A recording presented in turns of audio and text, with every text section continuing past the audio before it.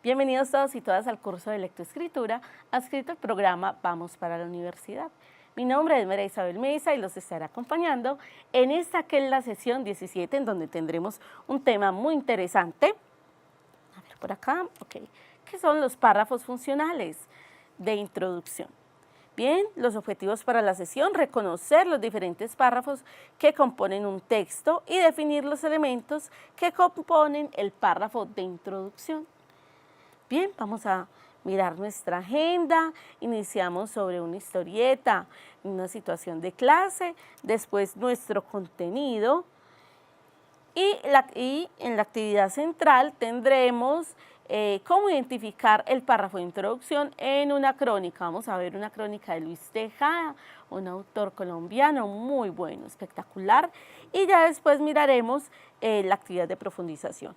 Antes de iniciar entonces la sesión, y como siempre, le doy un saludo muy especial a todos los chicos que están conectados en este momento: Institución Educativa El Llano de Córdoba, Manuel Canuto, El Salto, la Institución Educativa Rural San Miguel, Institución Educativa El Jordán, La Esmeralda, Las Mercedes, en Campamento, también un abrazo, la F. Gómez, la Procesa Delgado en Alejandría, tierra preciosa, San Rafael en Heliconia, Presbítero Julio Tamayo en Carolina del Príncipe, El Salto, El Jordán, pronto veré a mis chicos del Jordán si el Señor lo permite.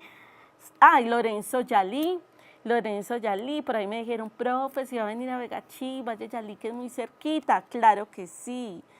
Bien, a ver, ¿quién me falta? Pues no sé, el que se me escape, ahí me disculpará. Y todos los chicos que nos ven en diferido: profe, ¿usted no se acuerda de nosotros? Sí, yo sé que ustedes nos ven en nuestras redes sociales, ya sea en YouTube, el live stream. Entonces, un saludo para los chicos de Maceo, los chicos de Santa Bárbara, la tierra del mango.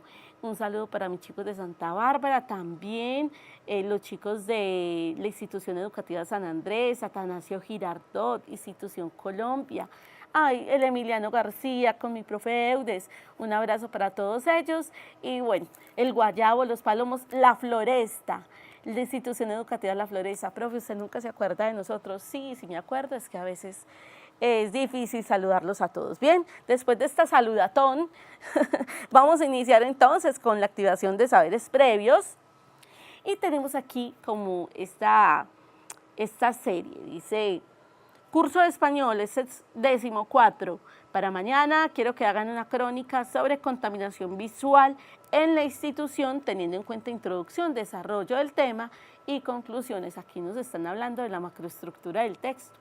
Todos los textos deben tener introducción, cuerpo de desarrollo y luego las conclusiones. Entonces, esto es lo que dice el profesor. Tengan en cuenta que el texto debe llevar título y los párrafos deben estar bien estructurados, con oración principal, ¿cierto? Y oraciones secundarias, con párrafos inductivos, con párrafos deductivos. Y entonces también nos dicen: ojo con la introducción, bien, con ideas claras, precisas, con una idea central. Profe, no sé por dónde empezar. ¿Qué es un párrafo de introducción y cuántos párrafos debe tener una crónica? Dice un chico: no sé qué es eso de la introducción. ¿Y qué es una crónica? A ver, para ustedes, ¿qué es una crónica? ¿De dónde viene la palabra crónica? Mis chicos, por acá abajo el chat para poderlos leer. La palabra crónica, ¿de dónde viene? Eso ya lo hablamos hace unas sesiones, cuando estábamos hablando de textos narrativos e informativos. La palabra crónica entonces viene de cronos, que significa tiempo. Y entonces nosotros decimos que crónica es una narración o la descripción de un acontecimiento en un orden cronológico, es decir, en un orden en tiempo. Bien, por acá en la F. Gómez nos estaba respondiendo. Muy bien, en la Rural San Miguel. Muy bien, en la Marco Rojo. Muy buenos días, ¿cómo están? Bien. Entonces, ¿por dónde se empieza una crónica? Pues claramente por una introducción acerca de qué es una crónica, ¿cierto? de que va a ser una crónica, el tipo de texto que va a ser, luego vamos a decir a qué público está dirigida la crónica, después vamos a contar o a describir la situación particular. Entonces, ¿por dónde empezar? Pues vamos a ver que, como dicen los abuelos, pues empiece por el principio, y el principio de un texto es en la introducción, el párrafo de introducción. Ya habíamos dicho que en la mayoría de los párrafos de introducción pues está la idea central del texto, es decir, la columnita vertebral, Entonces nos dicen, atraen la atención del lector para que éste se interese por una lectura más completa y comprensiva. Ustedes se imaginan, por ahí dicen que desde el desayuno se sabe lo que es el almuerzo. Ese es un dicho de los abuelos. Y entonces decimos, claro, si yo en la introducción me desanimo de leer ese texto, entonces ya, ahí perdí a mi lector. En cambio, debemos hacer unos párrafos de introducción llamativos, que digan, ve, este es el tema, y el tema es interesante por esto, y está dirigido a este y este público. La introducción entonces es la que se encarga de atrapar al lector, dar una visión global y suficiente de lo que se va a encontrar en el texto, a lo largo del texto. Muy bien, Esmeralda, profe, atrae o ahuyenta, una de dos, muy bien, claro que sí. En la Pedro Antonio me dicen, ay, hola, buenos días, en Frontino. Bien, presentan de manera general un tema y destacan la importancia. Yo puedo decir, por ejemplo, en sus actividades integradoras, en este texto argumentativo, presentaré a la población del municipio de Frontino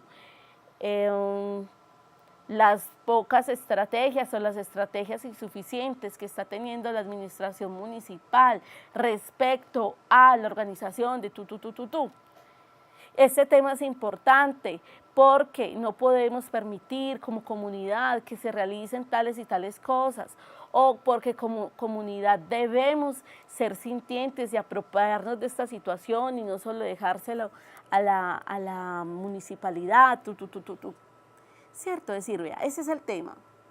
Es importante por esto, por este y este motivo, y también decir, vea, es que ustedes son la población a la que va dirigido el texto. Este texto estará organizado o se dedicará en primera medida a explicar o describir la situación que está viviendo el municipio. Después se organizarán los argumentos de peso que se tienen para Por último, se mostrará cuál es el cierre o finalización, Una organización estructural.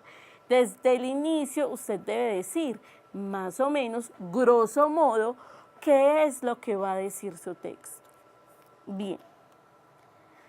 Profe, ¿aplican los modos del discurso crónica narrativa? Sí, para la entrega de actividad integradora podemos realizar una crónica.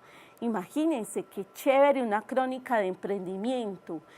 Se los dije al principio de este curso, qué chévere que ustedes me dijeran, vea, voy a hacerle una crónica a doña Jacinta, que vende conservas y que ella misma hace el cultivo de las frutas y las verduras, y entonces ella misma hace todo ese proceso y luego va y las vende.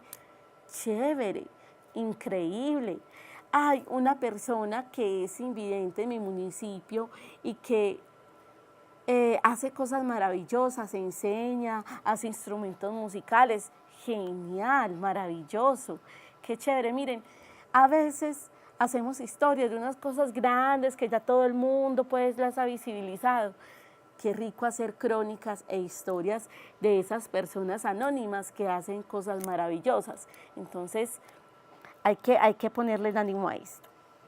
Miren, hay 4 tipos de párrafo de introducción. 4 tipos de párrafo de introducción. El primero que vamos a abordar aquí es el párrafo de introducción con pregunta. Cuando yo tengo un párrafo de introducción con pregunta, ¿qué es lo que yo espero o qué es lo que el lector espera que yo haga en el resto del texto, muchachos? A ver, si yo hago un párrafo de introducción con pregunta, ¿qué es lo que se espera en el resto del texto? ¿Ustedes qué dicen? Oiga, las empanadas de coco, doña María, espectacular, me encanta.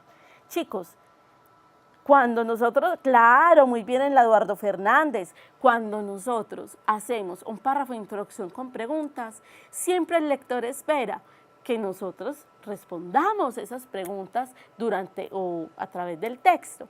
Bien, entonces este ejemplo. ¿Acaso los libros, a través del poder de las computadoras y en Internet, habrán de transformarse en estructuras de hipertexto? ¿Acaso serán obras ilimitadas en las que el lector será también autor? Hoy en día existen dos tipos de libros, aquellos que se leen y aquellos que se consultan. Bien, claro, yo voy a esperar a que este autor o autora, me diga la respuesta de esto.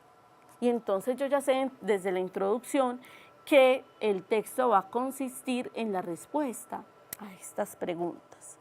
Muy bien.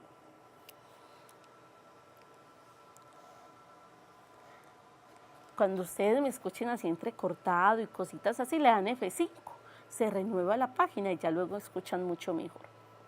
Bien, entonces ya vimos el párrafo de introducción con pregunta. Ahora vamos a ver el párrafo de introducción por analogía. Ay, profe, ¿eso cómo es? Analogías, ¿ustedes se acuerdan? Que nosotros decimos café, esa cafeína, y hay una comparación. Uno no dice es A, sino que es café, cafeína, y luego son 4 puntos, como, ¿cierto? Es una semejanza, es una relación de semejanza o comparación. Muy bien en el Salto, muy bien en la Eduardo Fernández. Entonces, a veces vamos a hablar de un tema tan complejo o de pronto que no es tan conocido y al principio lo vamos a relacionar con algo muy común, muy cotidiano, muy normal, que todo el mundo conoce para que se pueda comprender bien el texto. Bien, aquí por ejemplo nos van a hacer una analogía, una comparación, una relación de semejanza entre obtener un trabajo y un juego de azar. Dice, el obtener un trabajo es algo tan relativo y circunstancial como lo es todo en la vida. Pero más que eso, el obtener un empleo es como un juego de cartas, es un juego de azar. Pues quien tiene buenas cartas o tiene buenas estrategias de juego, tiene más posibilidades de ganar el juego de azar y de manera homóloga el evento de ganar un empleo para laborar. Lo que pasa es que como es un juego de azar, a algunos les toca una baraja casi hecha y lo único que deben hacer es asistir a la cita para ganar fácilmente el juego o el empleo.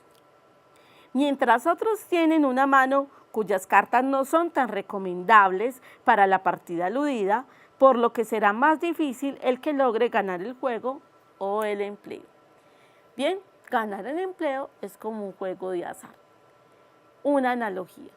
Y hay otras analogías también muy chéveres. Por ahí vi hace un tiempo cuando decían que el hacer piel, en los laboratorios ya producen piel, muchachos, imagínense. Entonces la gente que se quema sus bracitos, sus manitos, su carita, ya le hacen injertos de piel hechos en laboratorio. Entonces decían que esos injertos era como hacer una sábana con muchos retazos.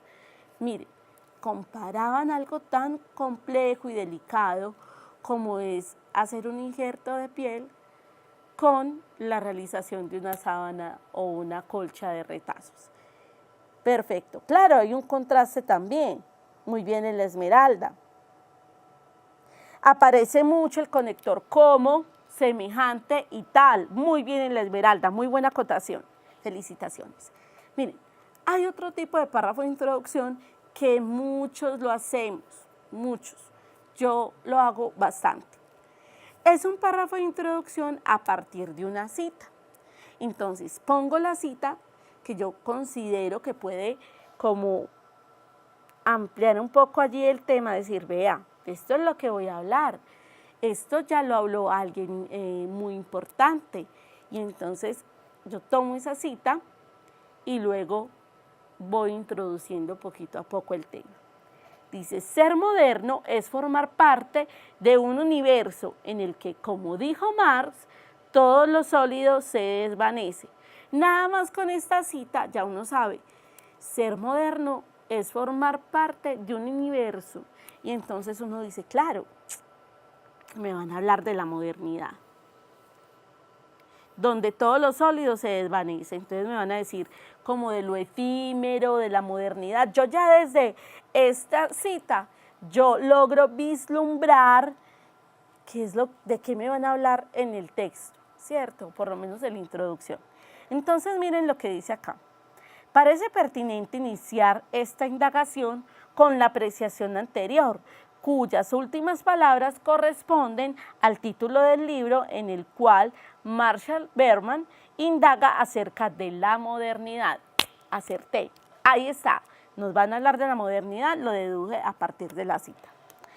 En última instancia, la modernidad se presenta como un elemento ineludible de referencia en el análisis de toda producción creativa.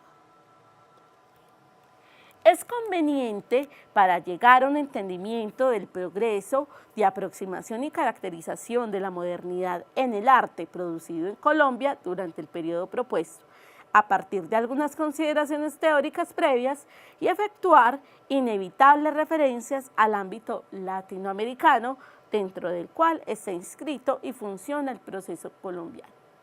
Ahí está, nos van a hablar de la modernidad en el arte, y entonces, en un periodo determinado. Miren, aquí por ejemplo, en esa sola introducción, ya nos están delimitando temas, ¿sí ven? No están hablando de la modernidad en el arte, grande, no, lo delimitaron, están diciendo la modernidad en el arte producido en Colombia durante el periodo propuesto. O sea que no nos van a hablar de el arte moderno en Colombia durante, no sé, 10 años, 20 años, no, ellos delimitaron. Entonces miren que lo que yo les decía hace ya varias sesiones, es muy importante que en la introducción se diga cuál va a ser el tema, a qué población va dirigido el texto, qué tipo de texto va a ser, y delimitemos el tema. De lo que voy a hablar es de esto, algo corto. ¿Bien?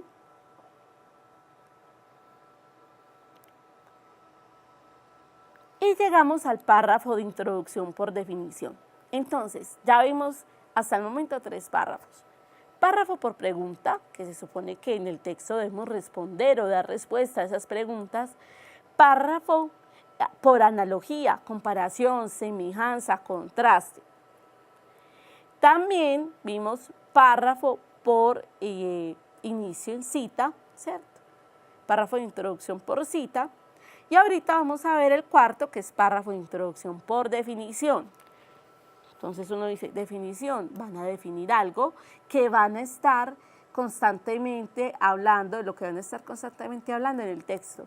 Miren, a veces es un lenguaje muy claro el que ustedes pueden utilizar para sus textos, pero resulta que usted quiere que ese lector conozca, sepa, tenga mucha claridad sobre un concepto en particular que usted va a tratar en todo el texto. Para ello se usa el párrafo de introducción por definición. Un texto tal como aparece en su manifestación lingüística, ¿qué van a definir? ¿Qué es el texto? ¿Cierto?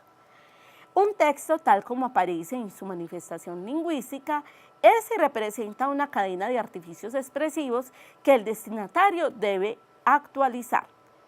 Como en este libro hemos decidido ocuparnos solo de textos escritos, y a medida que avancemos iremos restringiendo nuestro experimento de análisis a textos narrativos, de ahora en adelante no hablaremos tanto de destinatario como de lector, así como usaremos diferentemente la denominación de emisor y de autor para definir el productor del texto. Bien, miren, definieron qué es el texto y ya luego delimitaron. Miren, más adelante no hablaremos del texto en general, sino de textos narrativos. Si ven como en una introducción nosotros delimitamos el tema que vamos a tratar en todo nuestro texto.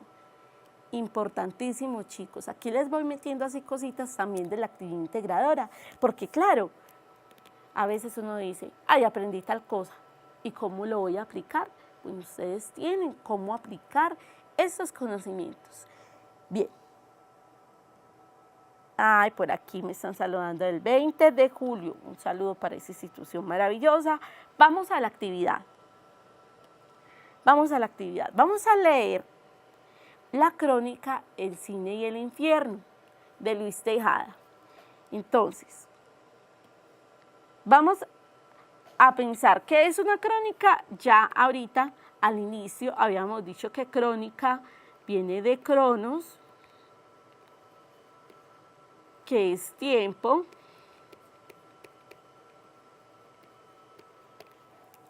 muy bien, por acá saludando al Liceo El Bagre. Ay, se les fue la energía en el Jordán.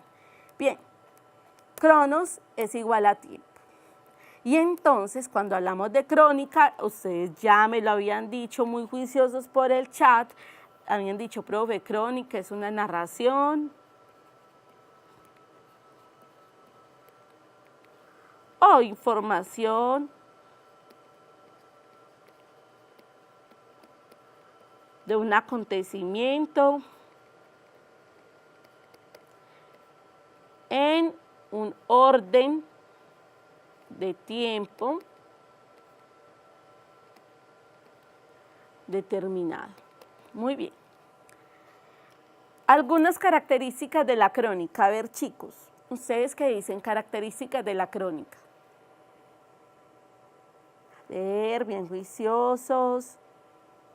Muy bien, que describe muy bien. Tiene un modo del discurso descriptivo, describe una situación particular. Muy bien. Muy bien. Es un tiempo literal. Muy bien en la Eduardo Fernández, muy bien en el Bagre. Informa.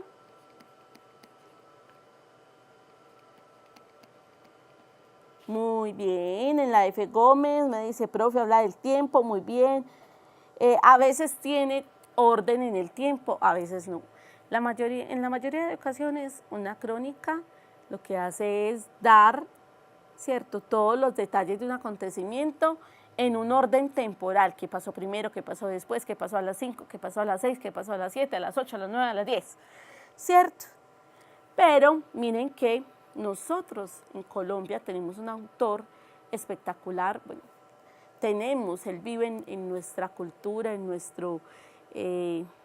nuestra vida literaria. Gabriel García Márquez hizo algo que se llama Crónica de una muerte anunciada. Y empezó por el final, muchachos, empezó por el final. Y uno dice, ay no, el día que lo iban a matar, Santiago Nazar se despertó a las 5:30 de la mañana. Empezó por el final, ya nos dijo que lo iban a matar. Y entonces, como que rebobinó todo el cassette y luego empezó. Miren, todo lo que pasó en ese día, ¿sí? Y por qué se estaba dando ese acontecimiento. ¿Qué hizo? Rompió ese asunto del tiempo dentro de la crónica. Entonces, si bien la crónica debe ser en orden cronológico, también podemos hacer, digámoslo así, unos artilugios literarios para contarlo o poner el cronos, el tiempo, de otra manera. Porque hay crónica literaria, hay crónica periodística, hay crónica crítica, hay crónica informativa. Muy bien. Claro, debe ser en un orden, pero dentro de la crónica literaria pues también podemos romper un poco esos paradigmas del tiempo. Estoy hablando de la crónica literaria. Bien, chicos, ¿ustedes creen en el infierno? En el infierno, el diablo, los cachos, la cola. ¿Ustedes qué dicen? ¿Existe el infierno? Sí. En la Presbítero Jesús Antonio me dicen, claro, profe, sí. En las Mercedes también, profe, existe. En la F, todos dicen que sí. En la Rural San Miguel, algunos sí y algunos no. Ah, allá están divididos. No. Yo no creo en el infierno, otros sí. En Lorenzo Yalis, no, profe, no creemos en el infierno. Muy bien, en la Eduardo hay diversas creencias. Muy bien. En el 20 dicen, sí, profe, en el Llano de Córdoba también. Miren, chicos, creen en el infierno es cosa seria, sí. ¿Es una posibilidad real? Nos dicen en el Salto, ¿es una posibilidad? Claro que sí, es una posibilidad. Y algunos creen en el infierno por sus asuntos religiosos, ¿cierto? Por su ideología. Y nos preguntamos, bueno, si el infierno existe como lugar o como estado, que era lo que nos decía una de las cabezas de una iglesia, nos decía, no, el infierno no es un lugar físico, es un estado del alma, nos decían. Y entonces uno dice, ya sea físico o sea un estado del alma, ¿para qué sirve el infierno, muchachos? ¿Ustedes qué dicen? Ah, vea, ya la Eduardo Fernández me había dicho, profe, existen varios tipos de infierno. Oiga, en la Presbítero Jesús Antonio, profe, sirve para la gente mala. En la Marco Rojo me decían, porque como hay cosas buenas, también hay malas, y el infierno y el cielo. Muy bien. En el Salto, profe, para alejarse de la felicidad, para darnos una lección, nos dicen en el 20. En San Miguel me dicen, el infierno es la conciencia. En las Mercedes, según las religiones, para ser castigado. Muy bien. Para reprender las malas personas, para azotar. Me dicen en la Eduardo Fernández, para castigar nuestros errores. En la Presbítero Jesús Antonio, en la Pedro Antonio me dicen para las personas pecadoras, y en Yalí para condenar, para castigar a las personas que realizaron malos actos en vida. Bueno, ya vemos más o menos para qué sirve el infierno. Es esa amenaza constante, ¿cierto? Ay, no puedo hacer esto porque me voy para el infierno. Sí. Bueno, de hecho, así muy coloquialmente, yo siempre digo lo mismo, y no me condeno, me voy a condenar. ¿Sí?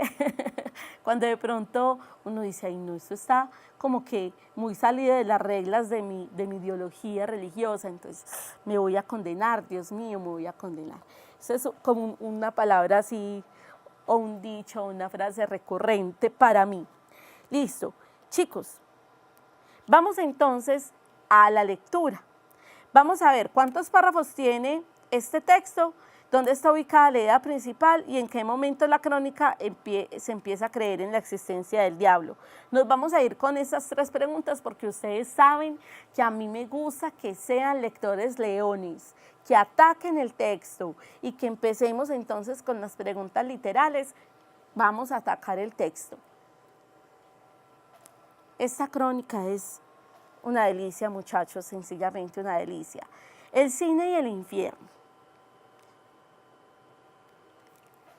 Esta mañana, mientras me ponía el pantalón, he decidido creer firmemente en el diablo. Nunca como hoy he estado tan convencido de que ese personaje debe existir, de que es necesario que exista. Ante todo, no vayáis a pensar que esta afirmación obedece a un arranque súbito de credulidad. No, es una serie de cavilaciones mentales perfectamente racionadas y razonables que he venido deduciendo lógicamente desde anoche y que ha tenido este último resultado inconmovible. El diablo debe existir y el infierno también, claro. Listo. Vemos entonces que estos 2 párrafos son los párrafos de qué, chicos, en donde nos dice de qué tema van a hablar, cómo se llegó al tema. Muy bien en la F, muy bien en la Rural San Miguel, perfecto. Muy bien en la Presbítero Jesús Antonio, en la Esmeralda. Estos son los 2 párrafos de introducción. Profe, y es que un texto puede tener 2 párrafos de introducción. Sí, puede tener 2 párrafos de introducción. En esta crónica vemos que sí, hay 2 párrafos de introducción porque ese autor, Luis Tejada, utilizó esos 2 párrafos para describir de qué tema va a hablar en el texto y cómo llegó a ese tema. Bien, perfecto, esa es la intro. Y ya vamos en el párrafo 2. Vamos a enumerar. Este es el 3 y este es el 4, aquí adelantemos. Ya empieza a contar la historia, muchachos. Ya empieza a contar la historia y miren que la va a contar en orden cronológico. Aquí en introducción y ya luego hace como un flashback, como una ida al pasado, lo que nosotros vemos mucho en el cine. Ok, miren, muy bien, aquí es donde hablan de creer en el diablo. Muy bien en la marco rojo, están muy atentos. Miren que aquí nos decían, chicos, ¿cuántos párrafos tiene el texto y en qué momento el cronista empieza a creer en la existencia del diablo? Entonces uno dice, bueno, aquí lo afirma que él empezó a creer en el diablo, ¿cierto? En esa mañana. Dice, esta mañana mientras me ponía el pantalón, he decidido creer firmemente en el diablo. En la primera línea ya dice que en la mañana me imagino que después de todos estos acontecimientos, él dice, creo en el diablo. Muy bien, en la marco rojo está súper. Todavía no, es larguito, lo que pasa es que eso de cuántos párrafos tiene, pues apenas lo vamos a definir después de que terminemos el texto. Sí, tiene como una especie de introducción, y luego corrobora todo lo que dice en la introducción. Muy bien en el salto. A ver, vamos en la tercera. Fue anoche en el cine, mientras veíamos silenciosos y mojados por la lluvia, la proyección de una película americana, cuando yo empecé a concebir mi teoría. Precisamente en el momento en el que el tigre se iba a comer a la protagonista, tuve yo la primera idea vaga sobre la necesidad metafísica del infierno. Chicos, ¿qué es metafísico? ¿Qué es metafísico? A ver, raíces griegas y latinas, raíces y sufijos griegos y latinos. Metafísico, más allá de lo físico, más allá de lo palpable. Muy bien en el salto, muy bien en la esmeralda. Algo sobrenatural, muy bien en la presbítero Jesús Antonio, más allá de lo físico, me dicen en el Daño de Córdoba. Entonces, miren, tuve yo la primera idea vaga sobre la necesidad metafísica del infierno. Y cuando por última vez los héroes aparecieron en la pantalla, felices y sonrientes, en su luna de miel, ya había formulado casi por completo mi afirmación trascendental. Escuchen la afirmación trascendental. Para que la vida sea activa y profunda, es necesario que exista un peligro. Ese peligro puede ser el infierno. A ver, leámoslo otra vez. Para que la vida sea activa y profunda, es necesario que exista un peligro. Ese peligro puede ser el infierno. Y entonces, esa afirmación trascendental es la que le va a dar como todo el sazón, la explicación que va a dar de ahí en adelante. Entonces va a ser sobre esa afirmación. Es necesario que exista un peligro para que nuestra vida sea activa y profunda. Claro, este es el sentido del texto. Entonces, muchachos, podríamos decir que aquí está prácticamente la idea central. Vamos a seguir. Y uno dice, profe, pero, un momentico, la idea central también puede decir que el diablo debe existir y el infierno también. Vamos a ir pensando eso durante el texto y nos vamos a dar cuenta. Ay, ya no me escribe, bueno. Vamos para el cuarto. párrafo. Trataré de explicar el proceso que me llevó a esta conclusión categórica. Lo primero que se le ocurre a uno en el cine es preguntarse, ¿qué será lo que tienen estas estúpidas películas americanas que interesan tanto al público? Después de un rato, ve uno que en realidad el secreto de estas películas está en el peligro.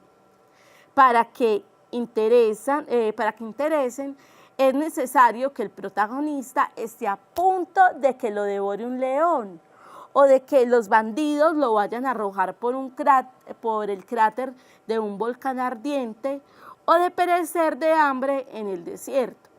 Claro que todo esto no sucederá, pero basta con que pueda suceder para que la película toda se revista de un interés profundo y cada una de las acciones de los protagonistas, hasta las más pequeñas, se valoricen extraordinariamente en el ambiente heroico que se crea, en efecto, ¿cierto? Que se crea en efecto. Cada sonrisa y cada lágrima adquieren un valor tan grande como lo sea el peligro que va a correr. No es lo mismo sonreír a nuestros amigos en casa que sonreír entre las barras de los caníbales de la Polinesia. No es lo mismo que la niña llore en su palacio porque no le traen pronto el desayuno, a que llore cuando 4 bandidos en traje de carácter le coloquen las pistolas en el pecho. La inminencia probable del peligro da a aquellas pequeñas acciones un sentido profundo y emocionante. El público se siente electrizado. Vuelve y dice, miren, el peligro de esas acciones es importante, vuelve a todo más profundo, emocionante, activo. Muy bien. Vamos para el 5º párrafo, este es el 6º párrafo. Oiga, me dicen en la Esmeralda, momento tensionante, sí señor. Ahora bien, traslademos a la vida la técnica sabia y simple de las películas americanas. La vida en sí es aburridora y no tiene razón de ser.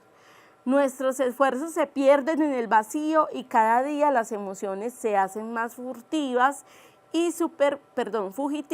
superficiales. Para ciertos hombres escépticos, las antiguas fuentes de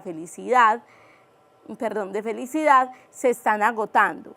Ya ni en el pecado se encuentra un pequeño placer, porque el peligro está perdiendo su prestigio místico y peligroso. Miren muchachos, claro, lo que antes era un pecado así impresionante, ahora no, eso es normal. Entonces vamos perdiendo esa sensación de peligro.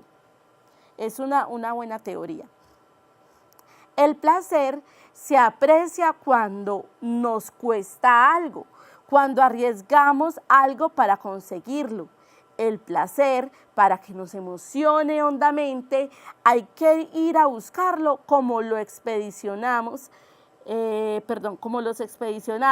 de las películas americanas van a buscar el tesoro escondido en la isla, aventurándose a todos los peligros probables. Entonces hay necesidad de fabricarse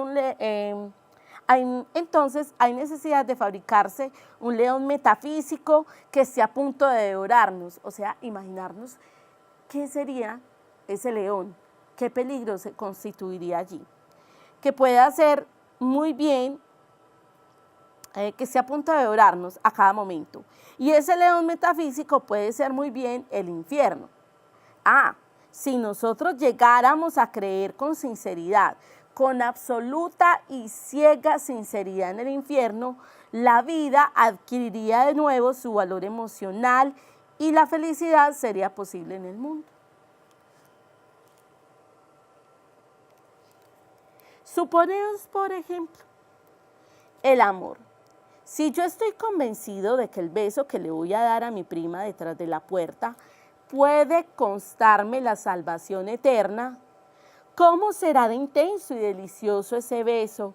cómo me acercaré a ella temblando de emoción y cómo lo saborearé después sabiendo lo que me pudo costar. Las cosas se aprecian por lo que nos valen.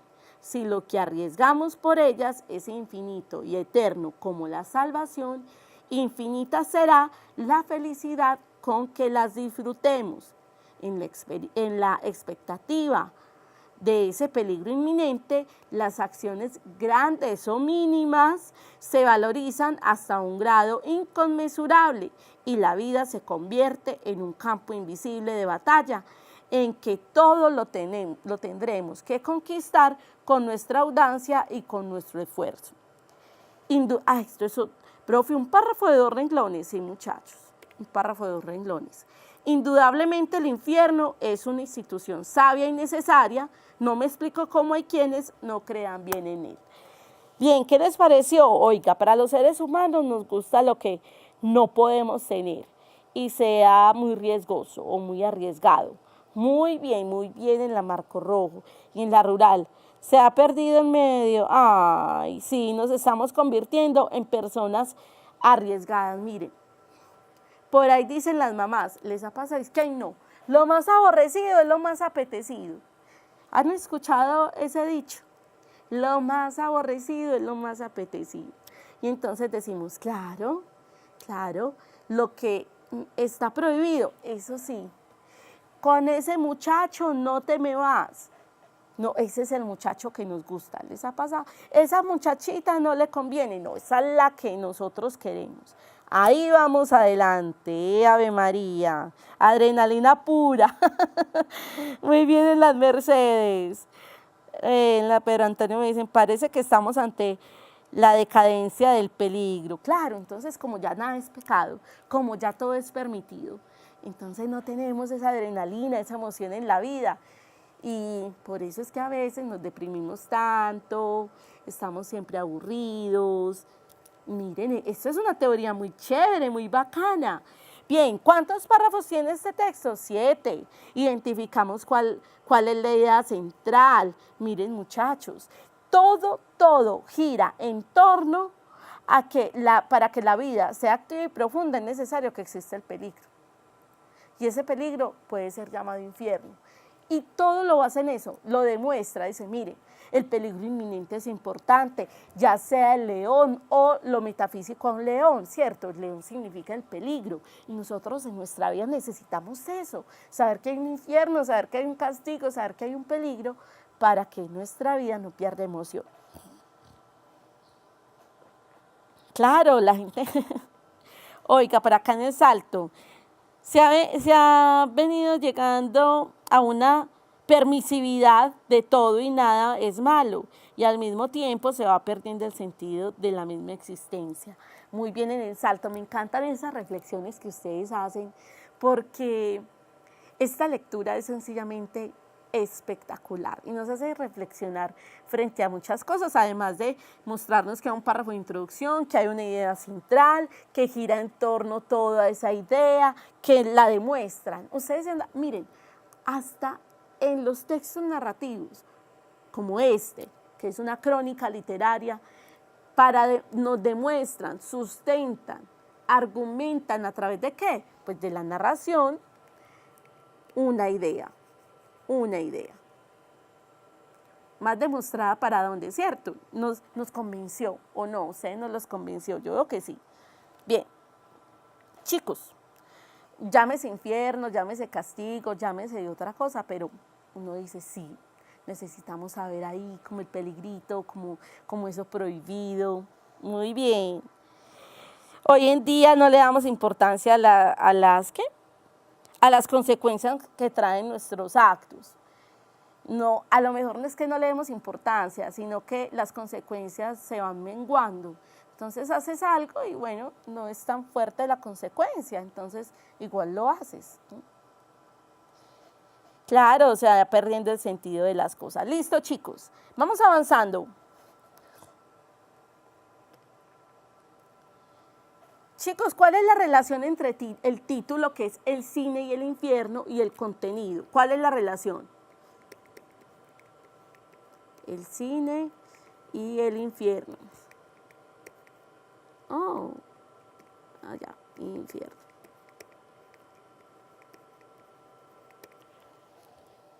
¿Cuál es la relación? Claro, muy bien en las Mercedes. El estar en el cine, el ver esa película, detonó el pensamiento acerca del infierno como algo necesario, como ese peligro inminente que nos hace la vida emocionante. Muy bien generó esta teoría, muy bien en las Mercedes. Claro, esa es la relación del título con el texto. El cine fue el detonante. Esa última, como decimos, la gotica que rebasó el vaso. Muy bien, el texto habla del infierno, claramente, perfecto. Entonces, ¿ustedes qué dicen? Si el infierno existe, el diablo también. ¿Qué dicen ustedes? Ahora, ¿ustedes consideran que el peligro es necesario para hacer del mundo un lugar feliz? Claro, por acá me dicen, claro, si el infierno existe, el diablo también. Por supuesto, el infierno tiene un dueño, un patrón, me dicen en la rural San Miguel. Oiga, el patrón, el mandamás del infierno, esa finca, es el diablo, ¿cierto?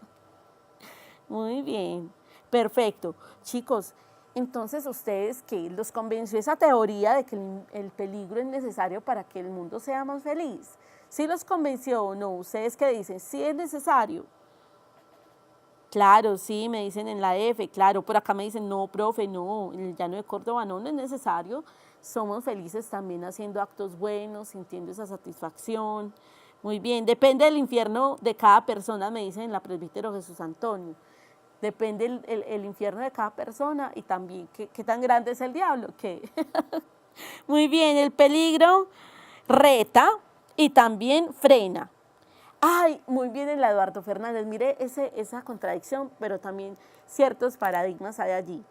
El peligro reta, pero también frena. Muy bien, muy bien. Aquí en la Esmeralda, cada quien tiene su propia versión y no todo genera esa reacción. Muy bien, aunque no es algo, me dicen en la Esmeralda, y aquí en la Barco Rojo, aunque no es algo muy necesario para los seres humanos. En las Mercedes, qué pereza saber que nuestros actos no tienen consecuencias, entonces no hay una razón por qué o no hacer las cosas. Muy bien, para siempre recurrir a él. Bueno, muy bien, chicos, vámonos entonces a la actividad de profundización. Nos dicen que leamos la canción de la bala, es también un texto de Luis Tejada, es otra crónica, y entonces aquí hay unos párrafos de introducción. Recuerden que lo ideal es que ustedes en todos los textos enumeren los párrafos, y esta es la sugerencia. Ahora, otra sugerencia que les hago. Vayan a los textos que ustedes están leyendo para su investigación. Vayan a esos textos e identifiquen la introducción, identifiquen la oración principal de cada uno de los párrafos, identifiquen la idea central del texto. Hagan ese trabajito con los textos que están utilizando, así no hacen doble trabajo. Entonces no sienten como que están recargados. Miren, chicos, en esta sesión ya todos debieron o deben tener ya listo o debieron haber entregado ya la integradora 3. La integradora 3 le habíamos mostrado como un cuadrito guía, lo pueden hacer dentro del cuadrito o pueden hacerlo así como nos muestra aquí. Miren que es lo mismo que les preguntan en el cuadrito. Mi objetivo es realizar una crónica acerca de la familia, de una familia de mi municipio. Miren que en el cuadrito le decía cuál es su intención, qué pretende, cuál es su objetivo del texto. Entonces ustedes respondían. La crónica está dirigida a los habitantes del municipio de Yarumal. ¿A quién va dirigido el texto? Esto también se lo preguntaban en el cuadrito. ¿A quién va dirigido el texto? Con el fin de presentar el drama que vive la familia, ante la indiferencia de todo el pueblo. Entonces, ¿cuál es el fin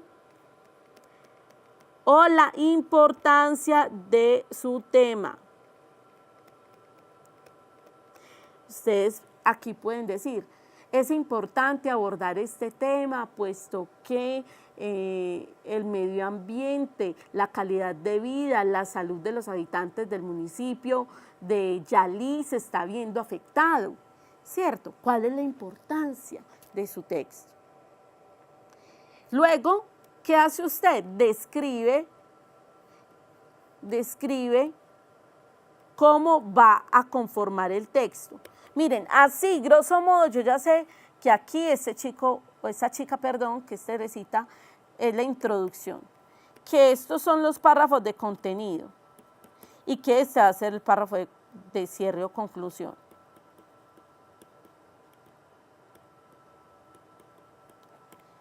Mire, una hojita, chicos, una hojita. Aquí, entonces ella dice, primero voy a hacer una introducción describiendo algo general sobre el pueblo, su arquitectura, sus calles, su gente, y luego voy a hacer una alusión a una crónica ya escrita. Profe, entonces nosotros también tenemos que hacer alusión a una crónica escrita. No, ustedes pueden decir, primero va a hacer una introducción describiendo las circunstancias o situación que aqueja a mi municipio. Luego pueden decir, como se ha consultado diferentes textos, diferentes fuentes, hemos decidido mencionar a fulanito, menganito y sultanito para sustentar o para hablar sobre las teorías que se han dado frente a esto. O sea, lo ideal es mencionar o decir en quién nos vamos a apoyar para poder hacer nuestro texto. Después, mire que aquí dice describir la particularidad geográfica en donde escasean las planicies y abundan las lomas para llegar a una descripción donde hay una casa que se derrumba ante la mirada de la gente. Miren que en realidad esto no es una descripción del pueblo como una introducción, sino que tiene una razón. La razón entonces es mostrar que allá en un filo, en una loma, está una casa que se está cayendo y que adentro hay una población o una familia que está sufriendo. Y entonces usted puede, por ejemplo, aquí poner un caso que apoye su tesis, ¿sí? Luego, narrar la manera como el techo y las paredes se van cayendo. Luego, exponer que los habitantes de la familia sufren esta enfermedad y hacer alusión a una entrevista, un testimonio de un miembro y de un vecino. Y ya luego concluir, cerrar con un párrafo que presente una crítica a la indiferencia, Eso es lo que nosotros buscamos, ¿cierto? Se haga o no una crónica, usted puede hacer un texto argumentativo y decir, mire, en el párrafo de introducción voy a decir tal cosa, en el primer párrafo de contenido voy a decir tal otra, en el segundo párrafo de contenido voy a contraponer o voy a mostrar semejanza entre dos autores que consulté. En el tercer párrafo del contenido voy a mostrar un caso que sustenta o ayuda a demostrar esa tesis que yo estoy defendiendo. En el cuarto párrafo de contenido y ya luego en la conclusión voy a hablar sobre eso. Es un plan de escritura, miren, cortico. Por acá, profe, ¿qué puedo hacer si no puedo ingresar a la plataforma para cambiar mi trabajo debido a que me había equivocado? Ah, bueno, cuando tienen dificultades con la plataforma, por ejemplo, que se equivocaron en el número, en la digitación del número de identidad y cosas así, deben escribir al correo vamospalauniversidad@udea.edu.co. Deben escribir, mire, tengo este problema, soy fulanito de tal, con tal documento, yo inicialmente escribí mal mi documento, por favor corríjanlo, ¿bien? Listo, esto ha sido todo por esta sesión, a mí me encanta tenerlos aquí. Les recuerdo entonces que vamos a tener la próxima sesión montada en nuestras redes sociales para que ustedes estén muy atentos. Bien, a los chicos que están conectados, los chicos de la Marco Rojo, las Mercedes, Presbítero Jesús Antonio, Lorenzo Yalí, Eduardo Fernández, Llano de Córdoba, a mis chicos del Jordán, en el Iconia también, los chicos de la Procesa Delgado, allá en Alejandría, El Salto, la F. Gómez. Bueno, a todos ustedes les mando un abrazo de cariño y gratitud, sobre todo porque yo sé que ustedes hacen unos esfuerzos hermosos, maravillosos por estar conectados en vivo. A todos los chicos que nos ven en diferido también un abrazo, Institución Educativa Piamonte, los chicos de La Floresta, los chicos en Urrao, también un abrazo muy grande, los chicos de Santa Bárbara. Hasta una próxima oportunidad. Chao, chao.